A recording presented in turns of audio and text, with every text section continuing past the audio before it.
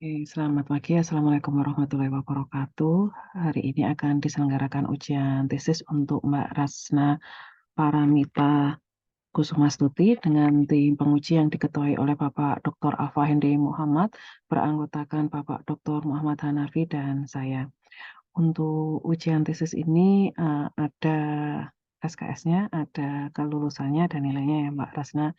Nah, eee, untuk pemaparan Mbak Rasna nanti difokuskan pada, bagaimana Mbak Rasna menindaklanjuti saran-saran tim, seminar hasil penelitian tesis. Oke, waktunya, 7 hingga 10 menit ya Mbak Rasna untuk presentasi, kemudian nanti akan dilanjutkan untuk sesi tanya jawab dan arahan-arahan, dan terakhir adalah sesi, pengumuman hasil dari ujian tesis. Apabila Mbak Rasna ada dokumen yang di-update setelah mendaftar ujian tesis, saya persilahkan untuk bisa share di kolom chat, begitu? Nggih, eee silakan Mbak Ratsna bisa mempersiapkan, file paparannya. Namun alangkah baiknya sebelum, Mbak Ratna memulai, Mbak Ratsna berdoa terlebih dahulu supaya lebih tenang dan lebih lancar. Monggo, Mbak.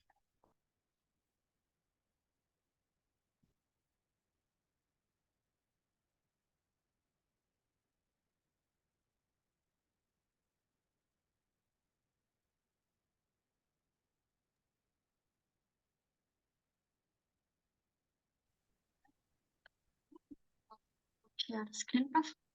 Monggo.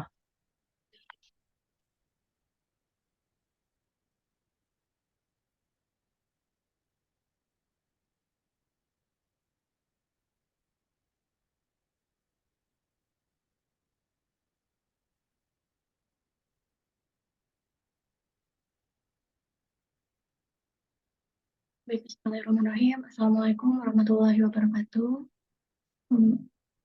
Selamat pagi, Bapak Ibu. Saya ucapkan sebelumnya terima kasih atas waktu dan kesempatannya pada ujian tesis saya pada pagi hari ini. Yang terhormat, Prof. Emma selaku pembimbing utama saya dan juga ada Pak Ainul selaku pembimbing kedua. Saya ucapkan juga terima kasih banyak kepada tim penguji yang hadir pada pagi hari ini. Ada Pak Dr. Alfa dan juga Pak Dr. Hanafi. Terima kasih atas waktu dan kesempatannya. Perkenalkan Pak, nama saya Rasna Paramita Kusumastuti dengan NIM 21512101. Pada pagi hari ini saya akan memaparkan tindak lanjut berkaitan dengan hasil seminar penelitian saya di bulan yang sebelumnya. Langsung saja kita masuk ke tindak lanjut catatan yang pertama dari Alfa. Ada 3 catatan. Yang pertama berkaitan dengan gambar dan flowchart yang kurang jelas, warnanya dan tulisannya diperbaiki atau disesuaikan. Hal ini sudah saya tindak lanjut untuk diperbesar gambar dan flowchart-nya. Juga ada beberapa gambar flowchart yang saya tambahkan warna supaya bisa lebih mudah dibaca. Kemudian untuk tindak lanjut yang kedua, ditambahkan bagaimana awal penentuan sarkas hingga menjadi rule. Tindak lanjut ini ada di bab 4, subbab model senti-strength di paragraf 6, 7, 8, 9, 10, dan 11, Bapak Ibu. Kemudian tindak lanjut yang ketiga, ada beri penjelasan ketika hasil klasifikasi berbeda dengan pakar, terutama ketika semua model tidak ada yang berhasil memprediksi sama sekali. Tindak lanjut ini ada di bab 4, tabel 4.5. Saya sudah menambahkan satu kolom baru untuk penjelasan analisis tambahan dari hasil klasifikasinya. Berikutnya untuk detail dari poin catatan kedua, yaitu bagaimana proses awal penentuan sarkas hingga menjadi rule. Beberapa poin utama yang dilakukan adalah penentuan level sarkas terlebih dahulu. Jadi, mengingat ada 7 jenis kalimat sarkasme yang saya cantumkan di naskah, tapi hanya 5 jenis kalimat sarkas yang saya gunakan. Kenapa 2 yang sisanya tidak dipakai? Karena 2 sisanya ini memiliki karakteristik yang sulit, bagi saya itu sulit untuk diklasifikasikan dalam bentuk teks, karena harus memenuhi syarat mimik wajah dan juga intonasi nada bicara. Hal ini belum bisa dilakukan melalui mesin teks klasifikasi. Kemudian, karena 2 nggak dipakai, jadinya ada 5 jenis kalimat sarkas, otomatis ada 5 level, ada level 1, 2, 3, 4, 5. Penentuan level ini berdasarkan deskripsi ataupun pengertian dari tiap jenis kalimat sarkasme, karena tiap jenisnya punya pengertian dan karakteristik yang berbeda-beda. Kemudian setelah ditentukan 5 jenis kalimat level sarkasnya, berikutnya menentukan batasan pembobotan untuk klasifikasi tiap kelas. Ini bertujuan untuk membedakan mana yang kelas sarkasme dengan kelas yang negatif. Karena kalau kelas negatif pasti dia benar-benar negatif, kalau yang sarkas dia masih mengandung kalimat kata yang positif. Kemudian baru dilakukan pengembangan rule klasifikasi setiap kelasnya. Berikutnya, detail dari poin ketiga dari catatan tindak lanjut Pak Alfa, berikan penjelasan ketika hasil klasifikasi berbeda dengan pakar, terutama ketika semua model tidak ada yang berhasil memprediksi sama sekali. Ini bisa diasumsikan bahwa mesin yang dalam penelitian ini saya modelkan tidak bisa mengklasifikasi sesuai dengan labelan dari si pakar. Ada beberapa poin yang menjadi penyebabnya. Yang pertama, salah satu salah satu kata yang digunakan dalam kalimat yang dicek itu tercampur dengan bahasa daerah tertentu. Sehingga ketika pembobotan ada kata yang terkait dengan bahasa daerah itu nilainya tidak ditemukan di leksikon karena pembobotan dengan sentistring ini berfokus menggunakan leksikon. Kemudian hal ini secara tidak langsung mengakibatkan kata yang tidak dibobotkan, sehingga akumulasi scoring tidak optimal. Yang seharusnya bobotnya bisa maksimal di 5, karena ada kata yang dari bahasa daerah itu nggak bisa dibobotkan, jadi nilainya nggak optimal, nggak full terbobotkan. Makanya itu jadi salah satu penyebab juga. Kemudian adanya mispersepsi antara mesin dan pakar. Hal ini terjadi karena mesin tidak bisa memahami makna sarkasme, sedangkan pakar dapat dengan mudah memahami secara natural makna kalimat sarkasme ketika proses pelabelan dengan mempertimbangkan kapan dataset itu diambil, waktunya kapan sih. Itu juga berkaitan dengan topik yang diambil. Karena topik yang saya angkat berkaitan dengan pemilu, datasetnya juga diambil ketika ada kasus yang lagi boom saat itu, ada kasusnya Verdi Sambo, itu juga menjadi salah satu pertimbangan si pakarnya. Jadi lebih natural ketika melakukan pelabelannya. Kemudian untuk tindak lanjut yang kedua dari Pak MH, hanya ada satu poin, yaitu mempertegas alur antara rumusan masalah dengan pembahasan dan kesimpulan yang dibangun. Untuk rumusan masalah di sini, kesalahan saya di SHPT kemarin itu karena bahasa yang saya pakai di rumusan masalah itu kurang to the point. Sehingga saya perjelas untuk yang rumusan pertama yang diambil adalah berapa nilai akurasi deteksi kalimat sarkasme menggunakan sentistreng. Kemudian untuk rumusan masalah yang kedua itu berapa hasil akurasi analisis sentimen dengan naive bias setelah penambahan proses deteksi kalimat sarkas menggunakan sentistreng. Kemudian untuk pembahasan dan kesimpulan yang dibangun, ini juga sudah saya sesuaikan dengan alur penelitian, yang dimana Bapak Ibu, penelitian ini saya lakukan dengan 2 proses. Yang pertama melakukan analisis sentimen terlebih dahulu, menggunakan naive bias. Nah, dari naive bias ini menghasilkan 2 kelas, yaitu kelas positif dan kelas negatif. Kalau merujuk dari penelitian sebelumnya yang melakukan deteksi kalimat sarkasme, kalimat positiflah yang diekstrak lagi, yang difilter lagi, yang disaring lagi istilahnya untuk dicek apakah ada kalimat positif itu yang mengandung unsur-unsur sarkas. Nah, jika iya, maka yang tadinya positif dirubah menjadi negatif sehingga dibentuk dataset baru, kemudian dites kembali sehingga tujuan dari penelitian ini nampak untuk mengetahui bagaimana perubahan akurasi analisis sentimen terhadap implementasi deteksi kalimat sarkas itu. Sedangkan untuk yang fokus di deteksi kalimat sarkasmenya ini, perbedaan penelitian yang saya lakukan dengan penelitian sebelumnya, ada peningkatan, yaitu ada pengklasifikasian hingga tiap jenis kalimat sarkasmenya, yang dimana itu tidak dilakukan oleh penelitian sebelumnya yang hanya mengklasifikasikan sebagai sarkasme secara general. Kemudian untuk tindak lanjut dari penguji ketiga dari Prof. Emma, di mana semua rangkuman revisi dari penguji 1 dan penguji 2 yang dirangkum oleh penguji 3 sudah ditindaklanjut dan dijelaskan pada slide-slide sebelumnya. Untuk mempermudah penjelasan dari catatan Pak MH di bagian kesimpulan, akan saya tampilkan kesimpulan yang baru. Ini jawaban dari rumusan masalah yang saya buat. Perbaikannya menjadi yang pertama, nilai akurasi tertinggi deteksi kalimat sarkasme menggunakan sentistreng mencapai 78 11,11% dan 81,04%. Di mana hasil ini diperoleh dengan menggunakan seluruh fitur skenario 21 dan 22. Seluruh fitur yang digunakan dalam deteksi sarkasme ini, yang paling berpengaruh itu sentiment word, leksikon sentiment word. Kemudian dalam kasus ini, skenario yang terbaik itu ada di skenario 21 dan 22, di mana penggabungan seluruh fitur dari leksikon yang ada di Sentisreng itu digunakan. Kemudian untuk kesimpulan yang kedua, ini hasil akurasi analisis sentimen yang diperoleh setelah adanya implementasi proses deteksi kalimat sarkasme naik hingga 12,59%, dari yang sebelumnya 76,15 menjadi 84,93%. Nah, peningkatan ini juga dilakukan dari beberapa skenario yang akan saya tampilkan setelah slide ini.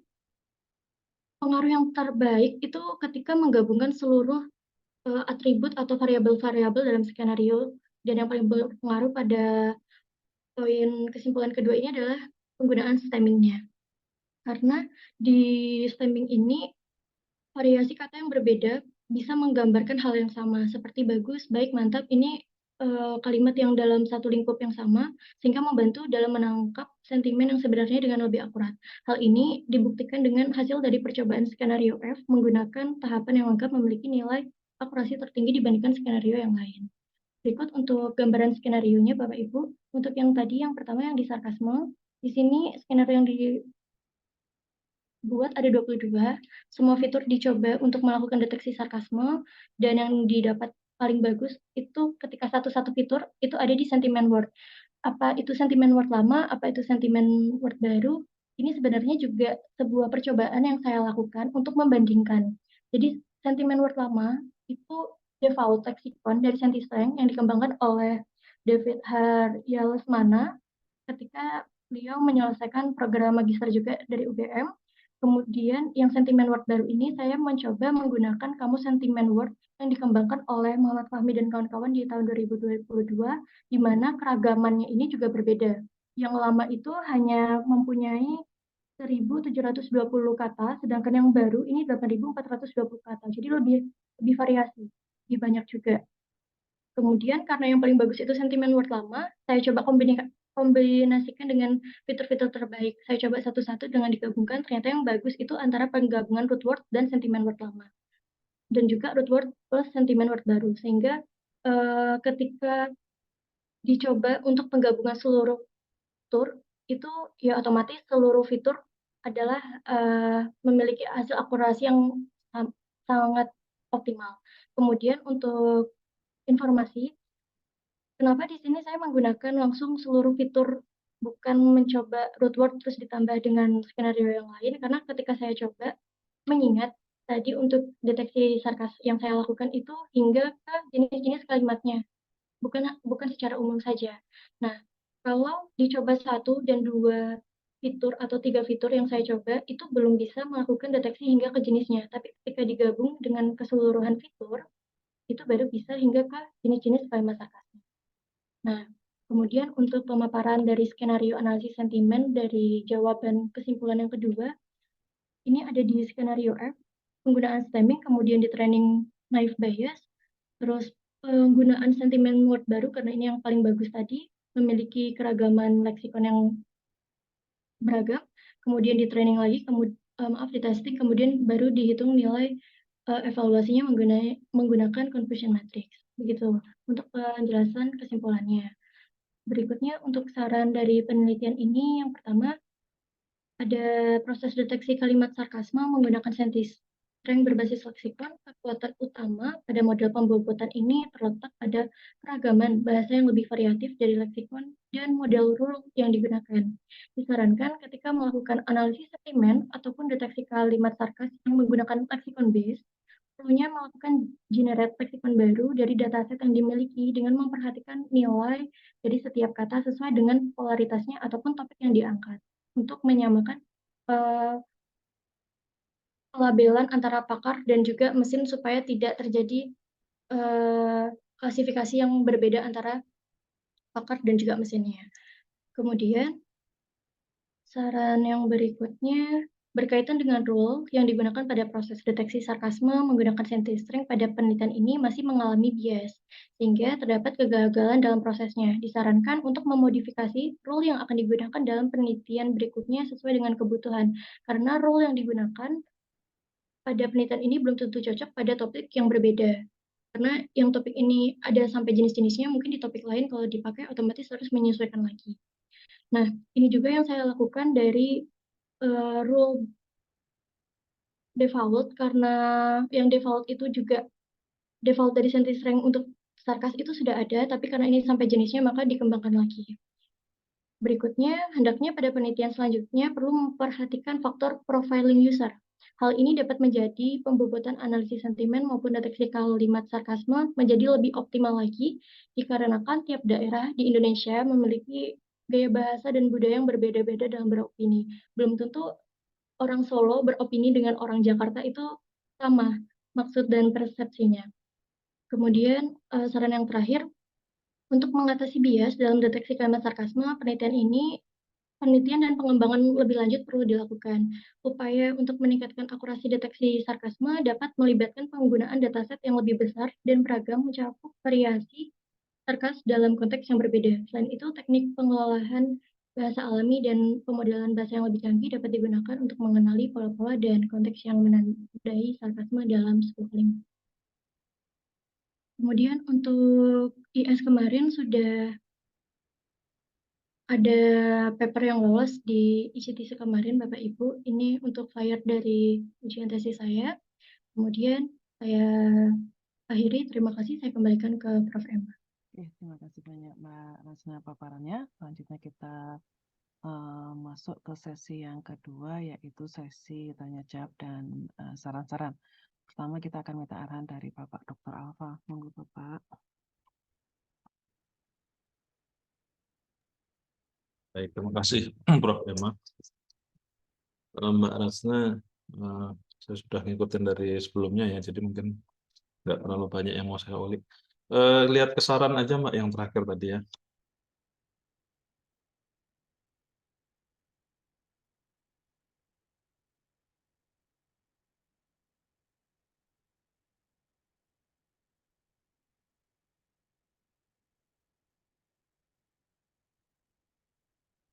Oke, nah sebenarnya deteksi sarkasme itu di dalam literatur itu selain yang Anda propose itu apa saja? Maksudnya bagaimana, Pak? Kan ini kan Anda kan menggunakan apa ya namanya pengukuran leksikon gitu ya? Atau yang diukur itu scientist strength ini tools yang Anda gunakan, metode yang Anda gunakan untuk mengukur leksikon atau gimana atau sebaliknya? Kalau dari cara kerjanya sendiri, Pak, mungkin scientist rank itu kan berbasis leksikon. Di dalam leksikonnya itu sudah ada kata-kata, banyak kata, yang kalau umpamanya kita mau proses, masukkan input kalimat, nanti dia akan menghitung bobot setiap katanya. Kemudian di scoring, baru diakumulasikan dia terklasifikasi di kelas yang apa. Oke, nah maksud saya selain apa ya namanya, selain menggunakan model leksikon yang kemudian dibentuk keluarannya sebuah rule, apakah ada alternatif lain di bidang NLP ini gitu ya? Ini terlepas dari yang sudah Anda lakukan. Begitu ya, Pak. Untuk yang lebih lain yang tadi Bapak sampaikan belum ada, Pak. Jadi saya baru mencobanya itu. Masa belum ada segitu banyaknya pengetahuan. Ya, Atau mungkin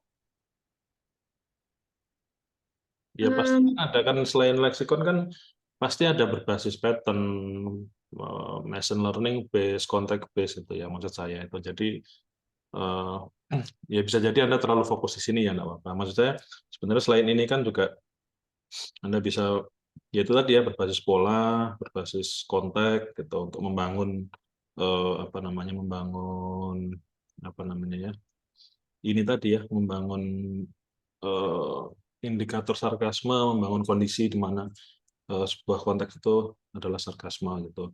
Maksud saya itu ditambahkan aja di saran gitu, bahwasanya memang apa namanya, kalau kita lihat kan sarkasme ke bawahnya itu mungkin nggak cuma satu gitu ya, nggak cuma berbasis leksikon base. Itu yang pertama ya. Kemudian yang kaitannya dengan role, ini berarti role-nya tadi Anda sampaikan membuat default. Default itu maksudnya gimana? Jadi untuk Sentisreng di teks bahasa Inggris itu udah ada rule default-nya bagaimana untuk mendeteksi kalimat sarkas. Nah, karena diterapkan ke bahasa Indonesia dan kebetulan ini tingkatannya itu diperlebar lagi untuk jenis kalimat sarkasnya, jadi saya mengembangkan rule-nya itu, Pak, rule default yang ada, Yang dipakai rule default atau dikembangkan? Saya agak janggal di sini. yang dikembangkan. Dikembangkan. Iya. Oke. Yang mana? Pengembangannya itu yang mana? Di naskah itu soalnya cuman gambarin yang defaultnya aja. Yang di naskah itu di bab 4 model Sentisreng yang gambarnya 56. Bukan.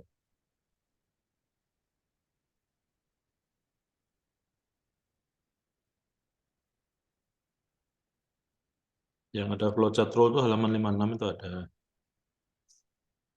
oh iya, gambar 4.4. Oh, 62. Oke. Berarti modifikasinya ini ya. Betul. Nah, ini penentuan rule-nya ini berdasarkan apa? Rule-nya ini tadi kan kita bikin level sarkasnya dulu, Pak. Ada level 1, 2, 3, 4, dan 5. Nah, karena dari default yang Sentisreng itu ada kelas positif, yang warnanya biru, itu kelas positif, kemudian netral, kemudian ada hiperbol, dan kelas negatif yang paling pojok. Ada ini, maksud saya memang ada penelitian sebelumnya yang menghubungkan antara skor levelnya itu dengan level sarkasmenya, tidak? Belum ada, Pak. Sudah ada? Kalau sampai level sarkasnya belum ada. Ya, kalau belum ada kan ini berarti salah satu temuan utama dalam rule-nya gitu ya. Kan Anda kan membuat ada skor mulai dari raging, sarcasm dan seterusnya gitu ya. Ini Iya, Pak. yang di bawahnya pseudocode-nya itu loh. Nah, ini kan yang Anda kembangkan sendiri kan sebenarnya. Iya, Pak. Oke. Nah, itu sebenarnya juga hasil menurut saya bisa masuk ke dalam kesimpulan juga gitu. Oke, cuman ini memang kedepannya menarik ini karena penelitian seperti inilah yang diharapkan keluaran dari S2 ya. Kenapa? Karena bisa diteruskan, bisa disanggah, bisa diperkuat gitu. Jadi penelitian kita tuh nggak mandek sampai di sini. Oke, kemudian satu yang terakhir tadi, kalau kaitannya dengan profiling itu untuk mengelaborasi yang bagian mana? Untuk pelabelan, Tadi kan salah satu usulan terakhirnya kan eh, perlu profiling ya. ya, Pak, betul. Profiling yang saya maksud di sini itu ketika si pakar mau melabelkan dataset. Oh, pengambilan data set. Oke. Ini data Anda itu yang data mentahnya kan di sini diceritakan keywordnya kan sebenarnya sudah ada ya Mbak. Ya, Pak, Sampun. Mbak tadi. Tapi kok di tabelnya yang halaman bab 3, halaman 35, bagian metode data analisis. Nah, keywordnya cuma ini, Pilpres, Pemilu, KPU gitu ya. Iya, Pak. Tapi Karena yang di sampel data mentahnya kok, nah itu keywordnya yang hashtag itu atau beda? Kok ada oh, iya, idola? Pak. Hah? Ini karena masuk sampel data mentah yang saya tampilkan ini keseluruhannya, jadi belum yang difilter yang diambil apa saja gitu, Pak. Lah ya untuk mendapatkan data mentah itu kan pakai keyword tadi kan atau beda lagi? Betul. Saya salah masukin gambarnya, seharusnya hasil dari yang ini kan yang diambil harusnya cuman yang tweetnya. Nah, ini masih keseluruhan, jadi belum terlihat jelas untuk keyword yang diambil untuk data mentahnya. Oh, oke. Ya wes, ya udah itu. Soalnya ada bahasa apa lagi, bahasa Latin juga gitu. Saya mau nanya juga. Itu kan ada bahasa Spanyol, bahasa Prancis. Ya wes, berarti diperbaiki aja ininya ya. Baik. Oke. Ya kayaknya saya itu aja, Mbak. Cukup dari saya ya. Sifatnya apa ya? Penajaman aja lah. Gitu. Iya, Mungkin Pak Hanafi yang akan membantai lebih lanjut. membantu. Oh, bantu pastinya ya. Dari Ya, saya cukup, Bro. iya, terima kasih Pak Dr. Alfa. Ada 3 penekanan ya. Jadi yang pertama terkait dengan saran, tambahkan untuk bisa meneliti pendekatan-pendekatan lain selain yang berbasis leksikon. Kemudian tambahkan di bagian kesimpulan dengan menonjolkan, temuan-temuan utama dari rule yang dikembangkan dalam penelitian ini, salah satunya adalah, menghasilkan, pelevelan sarkas, hingga memunculkan pelevelan sarkas. Kemudian, yang ketiga adalah sampel data mentah yang ditampilkan dalam laporan itu masih kurang pas ya, jadi nanti akan ditampilkan dengan yang lebih relevan. Nih, berikutnya kita akan minta arahan dari Bapak Dr. Hanafi. Monggo Bapak. Oke, makasih. Ini Pak Alfa itu ungkapannya ngeri sekali membantah. Karena itu harapannya Mbak Ratsna, Pak. Oh, jangan dong, Pak. Oh, enggak. Membantu kalau katanya Prof. Emma. Sekali dengan ungkapan itu saya. Karena Mbak Ratsna itu berdoa dapat menguji saya dan yang ngajar NLP gitu loh, biar terasa ilmunya. Saya baru. Oke, Mbak Rasna, ini yang saya amati beberapa naskah penulisan itu kok masih ya, dokumen-dokumen itu ada yang error page-nya ya. Nah, itu kalau sudah maju seperti ini ya harus sudah sempurna naskah itu ya. Dari konten, dari format itu harus sudah sempurna ya. Ini masih banyak error di situ, tolong perbaiki. Mbak Rasna, apa bedanya NLP, text mining, sentiment analysis? Itu untuk bahasa natural language ya sih, lingkup bidang keilmuannya. Kemudian ini ada apa lagi, Pak? Text mining, sentiment analysis. Kalau yang sentiment analysis berarti salah satu ibaratnya seperti cabang dari keilmuan NLP itu yang bisa dikembangkan sebagai penelitian ataupun sub dari ilmu NLP itu. Kemudian sentiment analysis. Kemudian yang text mining ini text mining. Bagaimana teks itu diperoleh atau bagaimana teks itu diproses. Jadi statusnya apa ini, Mbak, antara ketiga ini?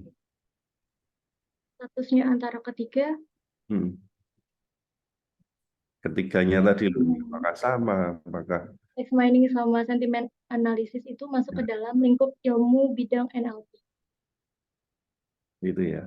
Kalau NLP sampai text mining dengan sentiment analysis? Bagaimana, Pak?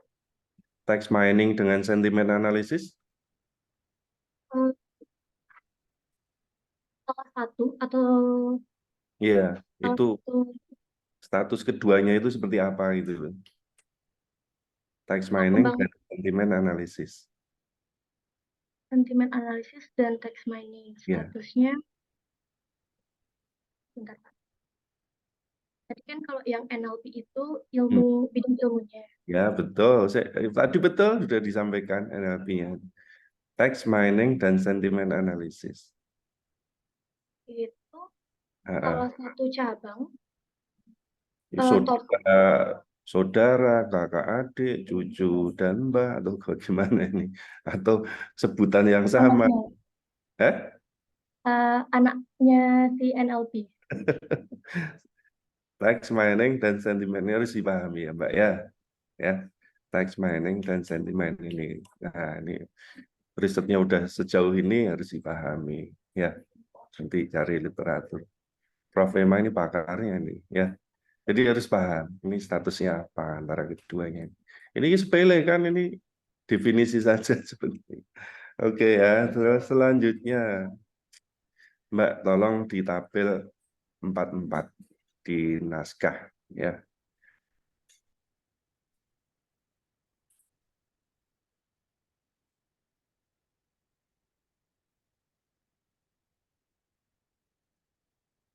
Oke. Ini apakah confusion metric itu punya anggota akurasi, precision, recall, F1 atau bagaimana nih Mbak penjelasannya? Confusion matrix itu kan bekerja untuk tahu apakah model yang kita bangun ini benar-benar terklasifikasi sebagai positif, benar-benar prediksi benar, atau benar-benar negatif, atau bisa juga false negatif atau false positif. Nah, dari nilai-nilai confusion matrix ini kita bisa tahu bagaimana nilai akurasi, presisi, recall, dan F1 score-nya berdasarkan nilai dari tipe true positifnya, false negatifnya, seperti itu. Jadi yakin ya, memang penyajian tabelnya seperti ini ya.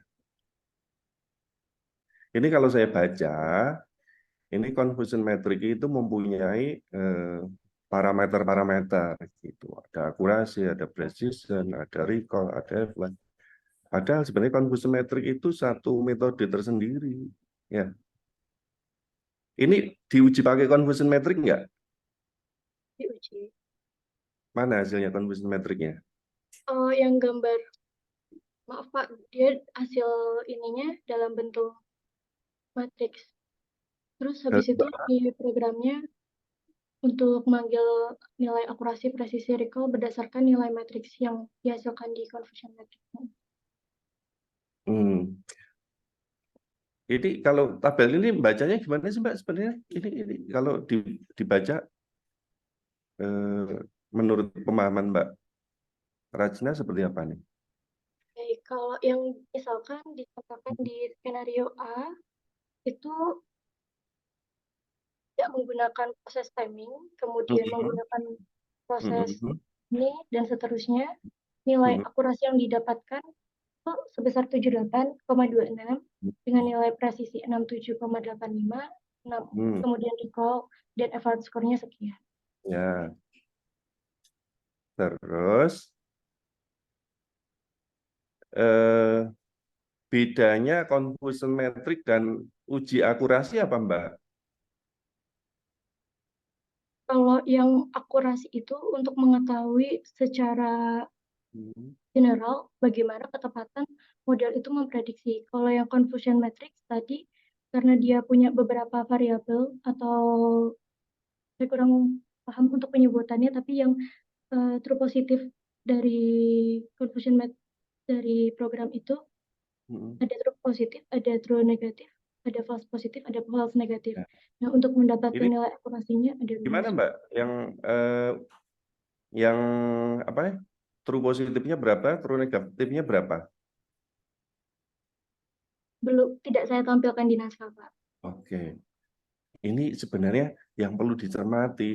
Ini kalau saya baca confusion metric itu mempunyai parameter-parameter itu akurasi, presisi, recall, F1. Padahal sebenarnya confusion metric itu satu model evaluasi tersendiri gitu ya. Nah, ini sepertinya salah nyebut. Mungkin evaluation metric ya. Kalau evaluation metric itu anggotanya ya ini ada uji akurasi, ada presisi, ada recall, ada F1 dan ada confusion metric ya. Nah, ini sebenarnya ini tapi tolong nanti dicari literatur atau diskusi lebih lanjut. Nah, kalau memang ada evaluasi menggunakan confusion metric tersendiri ya tampilkan yang apa ya prosentase yang benar dideteksi berapa, yang salah dideteksi berapa, itu nanti bentuknya ya metrik gitu ya, bentuknya ya metrik gitu. Ya, nanti bisa ditambahkan tersendiri. Walaupun itu nanti ada prosentasenya juga, Mbak. Jadi deteksi benarnya berapa, deteksi salahnya berapa. Gitu ya. Tapi tolong ini jangan terus manut saya, cari kebenarannya ya. Kalau ini labelnya itu confusion metric diganti apa ya? Evaluation metric itu betul. Terus nanti ada uji sendiri confusion metric itu. Itu sih ya, ini yang menurut saya perlu direvisi ya. Tapi tolong yang saya sampaikan tadi juga belum tentu benar. Tapi sepengetahuan saya kalau ini dilabeli evaluation metric betul, tapi kalau confusion metric mempunyai anggota parameter seperti ini itu salah. Gitu ya, Mbak ya. Oke, sekarang balik. Itu kalau ungkapan Pak Rocky Gerung itu sarkasme enggak sih, Mbak, yang belum lama ini viral itu? Maaf Pak, yang kasus Pak Rocky saya nggak ngikutin. Boleh Coba cari di Google itu langsung ketemu. Seru sekali itu. Rocky Gerung yang mengata-ngatai Pak Presiden itu loh, Mbak. Itu saya itu mau menyampaikan aja nggak tega. Nah ini, Wah. yang Republika itu. Iya. Ini sarkasme nggak ini, Mbak?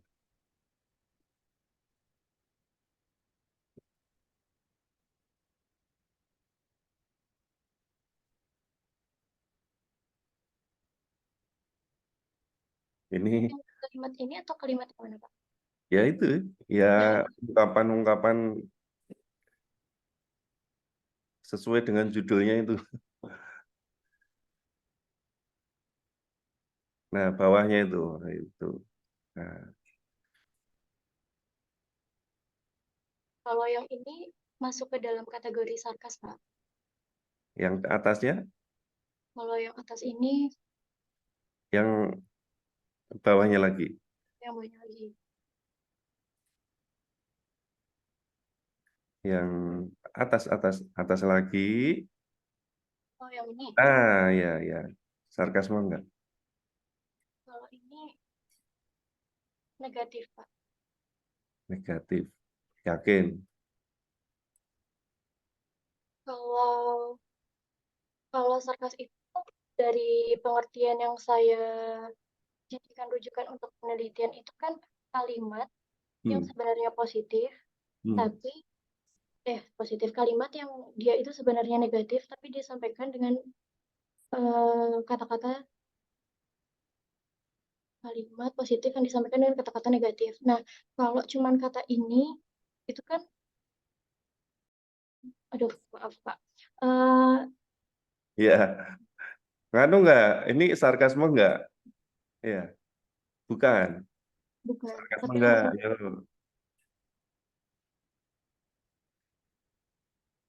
Ayo, sarkasme enggak? Ini tinggal pilihan iya atau enggak kok boleh. Ayo. Ya sudah. Ini memang membingungkan, Mbak.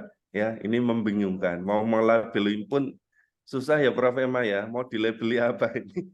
Dilabeli positif, yang seneng ya bisa jadi baik. Yang nggak seneng ya jadi nggak baik. Oke, Mbak. Dari saya sih nggak banyak ya, ini yang tak sampaikan ya. Tadi masalah itu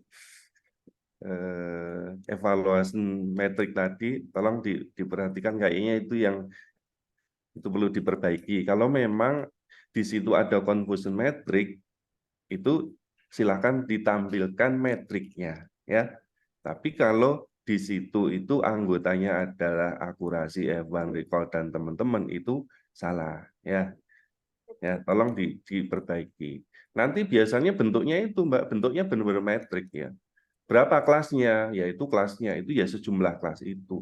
Kalau kelasnya itu 3, ya nanti 3 kali 3 metriknya. Kalau kelasnya 4, ya itu 4 kali 4, jadi bentuknya kotak metrik itu. Ya. Tapi kalau yang disebutkan tadi, confusion metrik, itu anggotanya itu salah. Jadi agak jauh hubungannya. Gitu ya, Mbak. Terus, udah itu aja lah. Nggak usah lama-lama ya, Prof. Ya. Nggih, matur nuwun Pak Dr. Iya. Hanafi. Nggih. Nanti ini ya Mbak, tambahkan 4 elemen utama terkait hasil pengukuran true positif, true negatif, false positif, false negatif ya. Berikutnya Mbak Rasna akan saya tempatkan di waiting room. Kemudian kami akan mendiskusikan hasil ujian tesis Mbak Rasna. Nanti Mbak Rasna akan saya panggil kembali. Tunggu sebentar.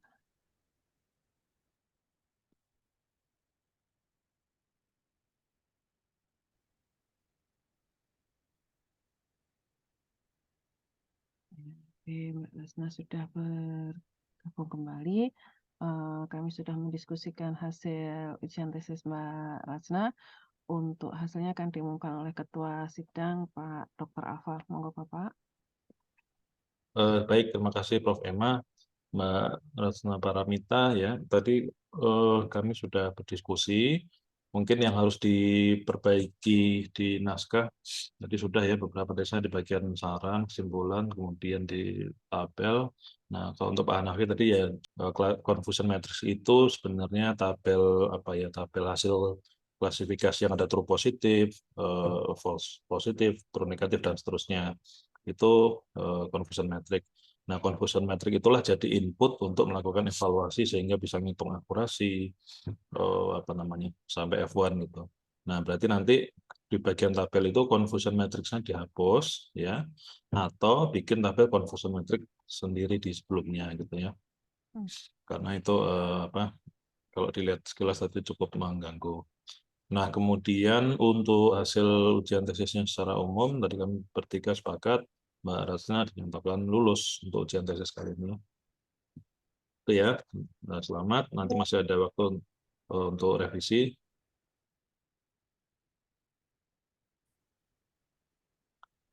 Selamat Mbak Rasna.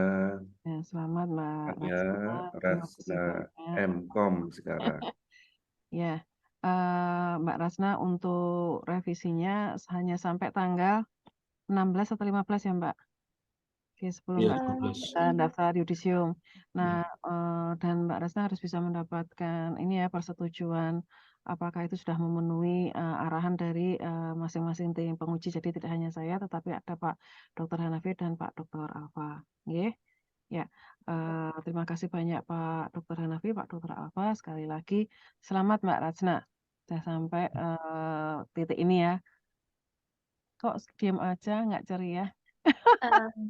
Mau bilang makasih ke Prof. Emma sama Pak Hanafi dan juga Pak Alfa untuk masukannya. Akan saya tindak lanjuti segera.